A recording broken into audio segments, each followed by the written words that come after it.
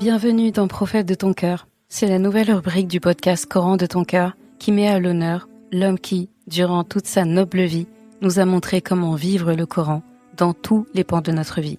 Chaque lundi, au travers d'épisodes courts et concis, tu découvriras ou redécouvriras les beautés du Coran comme elles ont été mises en application dans la vie du meilleur homme qu'ait connu le monde, notre Muhammad sallallahu alayhi wa sallam. De quoi bien débuter ta semaine, comme s'il était avec toi, sallallahu alayhi wa sallam. Muhammad, khayru khalqillah, sallu ala rasulillah, habib al-Mustafa. Assalamu alaikum wa rahmatullah. Alors là, je commence une série de 3 épisodes qui portent le même titre. Le prophète sallallahu alayhi wa sallam, je voulais qu'on se concentre sur des aspects de sa vie privée. Et je pense que c'est une mine d'or pour nous ici. Et aujourd'hui, on va faire le focus sur le mari qu'il était. Le mari tendre, loyal et présent. Tu sais, quand on parle du prophète sallallahu alayhi wa sallam, on évoque souvent le guide qu'il était, le guide spirituel qu'il était, le chef d'État, le stratège, le maître en matière de tawhid. Mais on oublie parfois que l'endroit où son exemplarité apparaissait avec plus de lumière, c'était chez lui, derrière sa porte. C'est dans les gestes du quotidien, dans les regards, dans sa façon de parler, d'écouter, de consoler, de se taire aussi, de encourager, de faire rire, de rassurer, d'apaiser. C'est dans sa vie privée. C'est dans sa vie privée qu'on apprend tout ça. Et Allah a voulu que nous connaissions tout ça. Et je pense que là, c'est une grande rahma, une grande générosité d'Allah qu'on ait accès à ça. Parce qu'aujourd'hui, on n'a pas accès à la vie privée des gens s'ils n'ont pas envie, en fait. Des fois, même après leur mort, il y a encore des mystères. Allah, il a voulu que la vie privée du prophète sallallahu alayhi wa sallam ne soit pas une affaire privée, pour le coup. C'est le seul dont la vie privée est un grand bénéfice pour chacun d'entre nous. C'est pas une curiosité mal placée, c'est vraiment, on a des détails de sa vie privée qu'on a avec aucun prophète, avec aucune autre personne de ce monde, en fait, qu'on doit suivre, du moins. Les prophètes, on doit les suivre. Mais pourtant, le prophète sallallahu alayhi wa sallam, c'est de lui qu'on a autant de détails sur sa vie privée.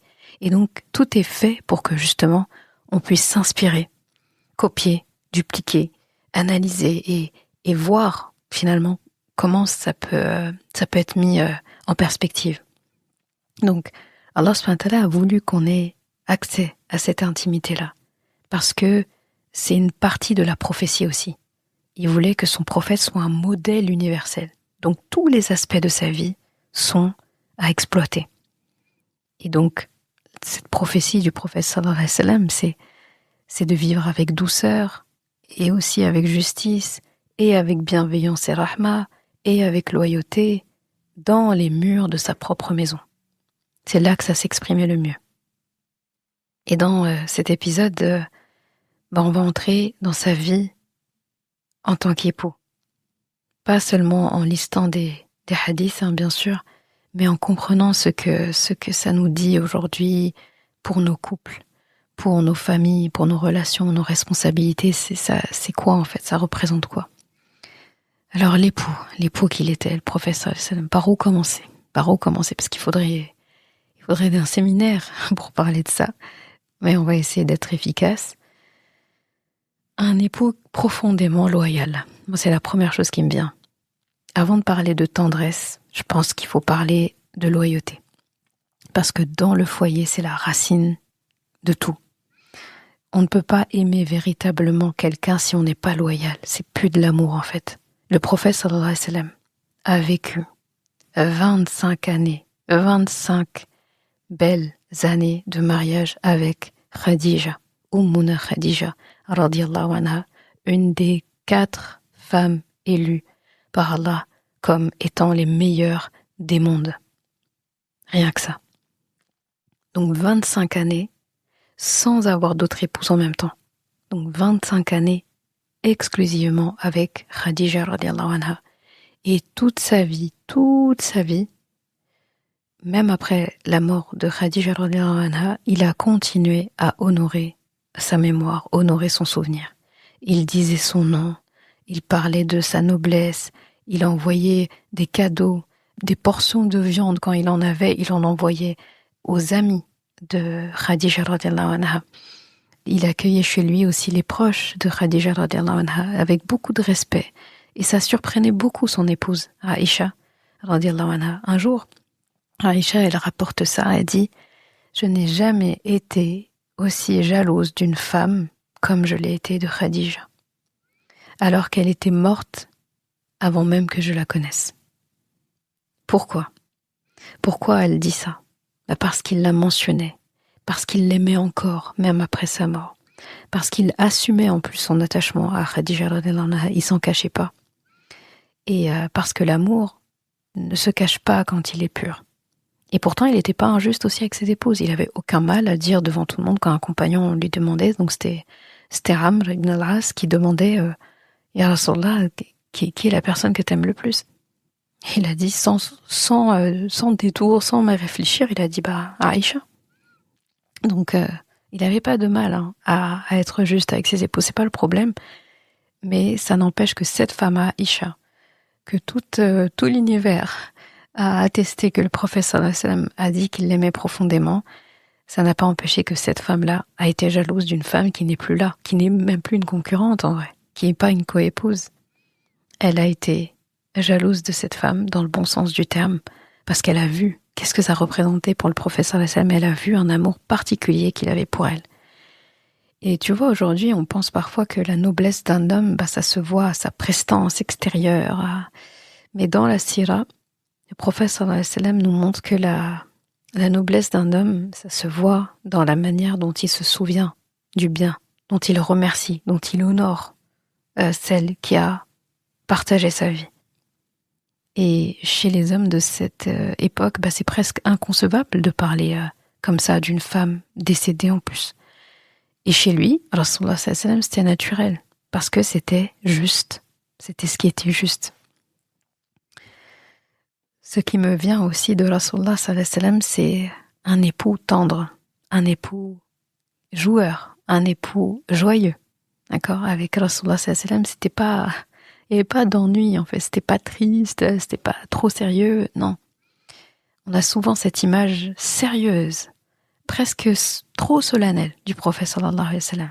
C'est vrai pour son rôle, parce qu'il portait une grande responsabilité, mais chez lui, il était un époux tendre, un époux joyeux, un époux qui savait jouer aussi pour détendre. On pense au hadith célèbre de Aïcha radhiyallahu anha qui elle a rapporté beaucoup de hadiths de la vie privée du prophète sallallahu alayhi wa sallam et donc sa vie privée elle aussi. Donc on l'en remercie pour ça radhiyallahu anha. Elle rapporte que le prophète sallallahu alayhi wa sallam lui proposait des courses en fait et littéralement des sprints carrément, c'était vraiment des sprints. Et elle dit il m'a battu une fois et je l'ai battu une autre fois. D'accord, donc ou plutôt je l'ai battu une fois et il m'a battu une autre fois.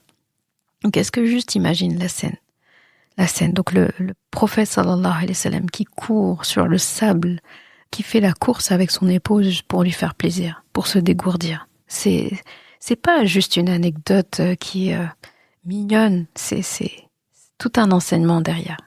C'est la tendresse, ça se construit dans les petites choses, dans les petites attentions. Et on parle de l'homme le plus occupé dans la communauté. Il était occupé. Est-ce que je dois te rappeler toutes les fonctions qu'il occupait ? Et ce sont ces petites attentions-là qui vont venir bâtir un mariage solide. Jouer ensemble, rire ensemble, marcher en se tenant le bras, écouter les histoires de l'autre, partager un moment sans qu'il y ait un enjeu particulier, d'accord, sans attendre quelque chose, une récompense particulière. Créer des souvenirs. Le prophète sallallahu alayhi wa sallam n'a jamais eu peur d'être tendre. Il n'avait pas peur d'être doux, il n'avait pas peur d'être romantique, il n'avait pas peur d'être vulnérable, il n'avait pas peur parce que la masculinité prophétique, aujourd'hui c'est à la mode de dire masculinité, regardez la masculinité prophétique. La masculinité prophétique, elle n'était pas dans la dureté, jamais dans la dureté. Elle était dans la douceur maîtrisée. Ça, c'est intéressant. Il y a un autre aspect du prophète sallallahu alayhi wa sallam aussi, c'était son sens de l'écoute. Et je pense que c'était vraiment son ingrédient secret, ça. Les problèmes de couple aujourd'hui, ils sont pas nouveaux. D'accord ?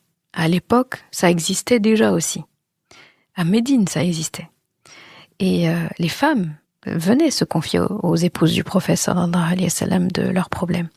Et un jour, Aïcha, elle raconte une scène qui est très intéressante. Et c'est dans un hadith que je ne vais pas citer ici, mais ce hadith-là, dans les recueils de Bukhari, le hadith en question, il fait 3 pages. 3 pages d'un récit. Je te le paraphrase. Dans ce récit-là, elle explique au prophète sallallahu alayhi wa sallam, après être rentrée chez elle, avoir passé du temps avec les femmes, elle raconte donc l'histoire de 11 femmes qui se sont réunies, et donc elle était là, et qui décrivaient des aspects de leur mari. Donc, est-ce que c'est à faire ou pas faire, c'est pas la question. Mais 3 pages de ça. C'est-à-dire, pendant 3 pages, dans le hadith, quand tu lis, il y a le détail de Ummuna Aïcha qui raconte pour ces femmes-là. Et elle explique ça au prophète sallallahu alayhi wa sallam après la prière de Aïcha. Donc, c'est le moment, tu sais, après l'Aïcha, le prophète sallallahu alayhi wa sallam, c'est extinction. Il reste pas là à parler aux gens devant la mosquée, à partir là, à droite, à gauche. Non, il rentre chez lui. C'est pour sa famille. Donc c'est un temps de qualité. Et surtout, il faut se dire que très occupé la journée, même s'il a quand même vu ses épouses la journée, parce qu'il prenait aussi le temps de visiter ses épouses, prendre des repas avec elles, voir ses petits-enfants, ses enfants. Donc, mais quand même, après l'Aïcha, quand surtout il va pas voir ses amis, il va pas rester avec les gens à discuter, etc. Donc il rentre à la maison, on se dit, il veut entendre des choses intéressantes. Et donc après la prière de Aïcha, alors qu'il est le dirigeant d'une communauté, il est certainement fatigué aussi, préoccupé par la communauté, il est très chargé quand même, eh bien, il écoute avec beaucoup de patience. Tu vois le hadith, Aïcha, elle raconte, machallah, et le prophète sallallahu alayhi wa sallam, tu le vois pas intervenir. Pour dire stop, pour dire allez, est courte, abrège, Aujourd'hui, les gens, on parle, on a l'impression que on doit faire vite de finir l'histoire. Tu commences déjà, des fois, dans le regard de certains, ou dans la manière dont tu t'écoutes, tu comprends qu'il faut aller vite, n'est-ce pas ? Et ça, je trouve ça très intéressant, surtout de nos hommes, c'est pas pour tirer sur eux, bien sûr, mais ils ont beaucoup de mal avec les longs discours, les longs messages de leur épouse, ou des femmes de leur famille, ou quelqu'un qui prend le temps de raconter quelque chose en s'étalant. Si on regarde la sunna, c'est pas comme ça qu'il faut faire, c'est juste ça. Et le prophète sallallahu alayhi wa sallam, il écoute. L'équivalent de nous, pour nous, le hadith fait 3 pages. Le prophète sallallahu alayhi wa sallam, il écoute, sans l'interrompre, sans soupirer, sans regarder ailleurs, sans dire c'est long, abrège, sans dire mais c'est pas important, ou bien minimiser un peu. Dire oui, d'accord, j'ai écouté. Il écoute. Puis à la fin, dans ce hadith, à la fin, il lui dit, et là c'est là que c'est beau, c'est là qu'on voit qu'il a écouté. Il dit, je serai pour toi comme Abu Dhar. Et faut lire le hadith pour comprendre. Donc c'est un des époux mentionnés. Je serai pour toi comme Abu Dhar pour Dhar. Sauf que moi, je ne te divorcerai jamais. D'accord ? Moi, je te quitterai jamais. Dans une version, moi, je ne te quitterai jamais. Moi, je ne te divorcerai jamais. Est-ce que tu sais ça ? Qu'est-ce que ça montre ? Ça montre que l'écoute, c'est pas seulement entendre des mots, mais c'est donner de la valeur à l'autre dans l'écoute. Le prophète sallallahu alayhi wa sallam, il a été très intelligent ici. Non seulement avec cette phrase, il montre à son épouse qu'il a tout écouté, il a tellement écouté qu'il a réussi à faire des synthèses. Aujourd'hui, on a des outils AI, les outils IA qui vont, lire des textes, lire des résumés de réunions, paraphraser, expliquer et te mettre tout dans l'ordre et te dire l'idée importante c'était ça. Lui, il n'a pas eu besoin de cet outil. Il a tout écouté. Et dedans, il a pris la meilleure partie. C'est ça qui est beau, il n'a pas commenté sur les époux, il n'a pas commenté sur les épouses, il s'est pas dit, voilà, c'est n'importe quoi, mais non, elle ne fallait pas qu'elle fasse ça, elle a dit ça, ou non, arrête, c'est pas intéressant ton histoire, non. Il a pris une partie, la meilleure partie, et il en a profité, c'est ça que j'aime, il a sauté sur l'occasion pour montrer à son épouse comment il l'aime encore. Comment il l'aime de manière encore, en fait, elle lui a tendu une perche. Lui, il l'a vu comme une perche tendue, alors qu'elle racontait juste. eh bien, il n'a pas loupé une occasion de montrer à Aïcha qu'il l'aimait.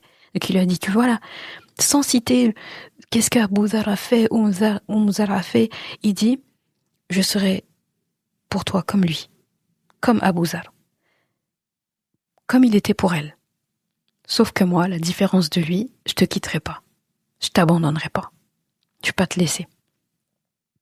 C'est beau, c'est magnifique. Le mot est trop faible, c'est magnifique.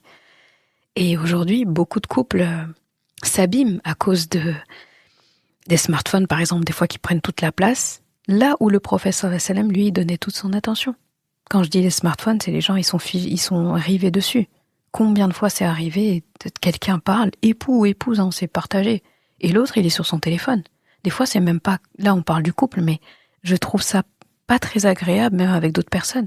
J'ai déjà fait l'expérience, des fois on va être avec quelqu'un, on va être en train de manger, on va être au restaurant, on va être là, et pendant presque tout le temps, personne, elle est sur son téléphone. Pas en continu, mais c'est régulier. Il y a des choses, en fait, faut les bannir. Je mange avec quelqu'un, le téléphone, il est pas dans mes mains, il est même pas sur la table. Sinon, on est en train de donner le message à l'autre que le téléphone, il fait partie du repas, quoi. C'est un membre du repas comme toi et moi. Le fait de voir le téléphone sur la table, ça peut, pour certains, ils le voient comme une menace. Après, faut pas aller dans l'exagération. Des fois, on a juste pris une photo, ou bien on l'a posé, en vrai, on l'a pas calculé.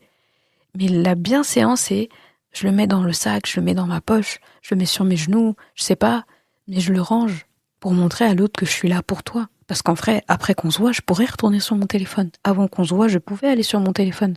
Mais là, je parle. Sauf il y a une urgence, il y a quelque chose, ou bien t'as quelque chose à partager à la personne sur le téléphone, tu dis, hey, regarde ça, c'est tout.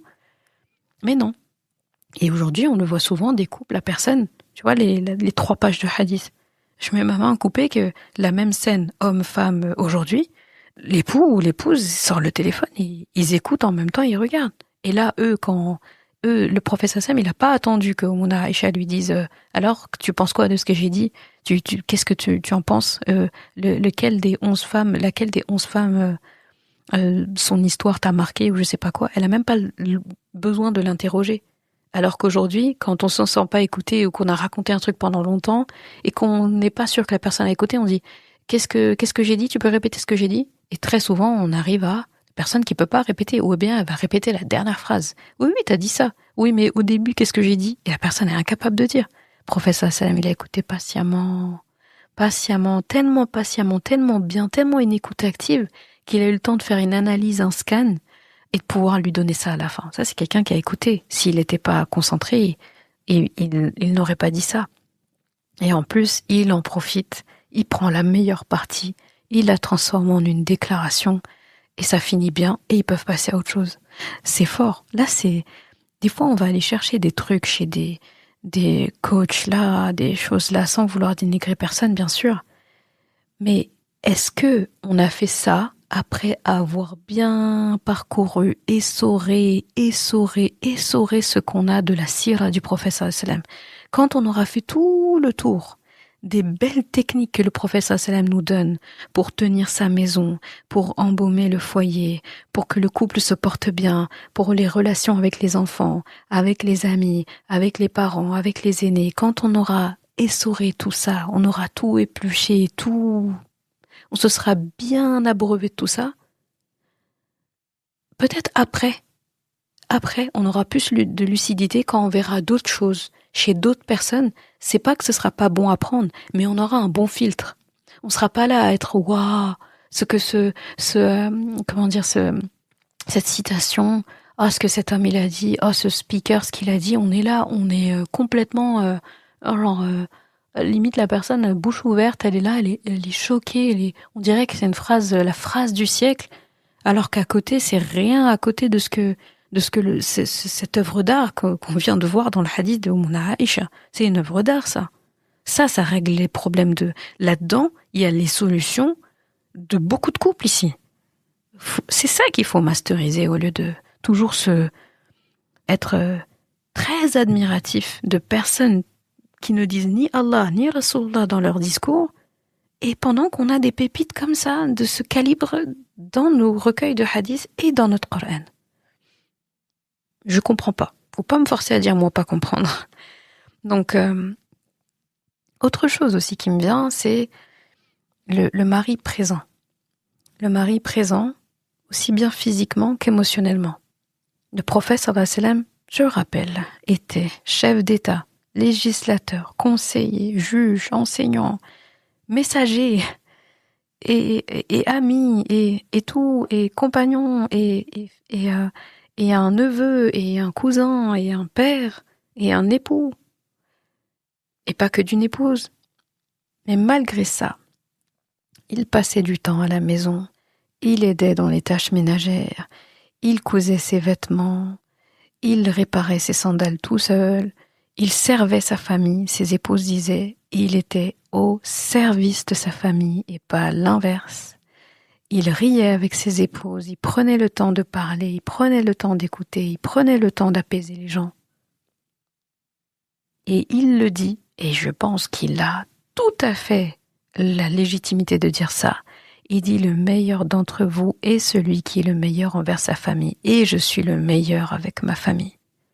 Tu remarqueras une chose, il n'a pas dit le meilleur d'entre vous est celui qui a le plus de connaissances, il n'a pas dit c'est celui qui a appris le plus de Coran, il n'a pas dit si c'est celui qui prie le plus de rakat, il a dit c'est celui qui est le meilleur avec sa famille, le meilleur dans sa maison, l'intérieur, le foyer, l'endroit où personne ne voit, où il n'y a pas ton copain ou ta copine qui va te voir agir, où il n'y a pas ce groupe de copains qui va pouvoir scruter ce que tu es en train de faire. Il n'y a pas un regard masculin qui regarde ce que toi, homme masculin, tu fais. Il n'y a pas un regard féminin qui regarde ce que toi, femme, tu fais. Il n'y a personne derrière les murs. C'est l'endroit où personne ne voit à part vous. C'est l'endroit où l'ego tombe, parce qu'en réalité, on peut pas faire semblant devant la maison, devant la famille. C'est l'endroit où la sincérité se révèle. On peut pas mentir. C'est là, en fait, que se mesure la vraie grandeur religieuse, spirituelle, morale, émotionnelle de quelqu'un. Et c'est là que le prophète sallallahu alayhi wa sallam était le meilleur.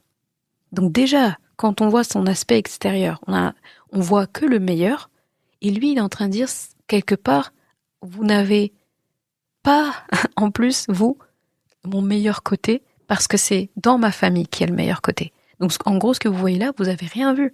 C'est chez moi que je suis le meilleur. Est-ce que là, il n'y a pas encore une grande masterclass ici à prendre en compte avant d'aller comme je dis, c'est être admiratif de tout ce que les autres disent et tout à l'extérieur, alors qu'en réalité, le professeur Sam, il est en train de donner une pépite, tout simplement. Une pépite. Donc, il était le meilleur à l'intérieur.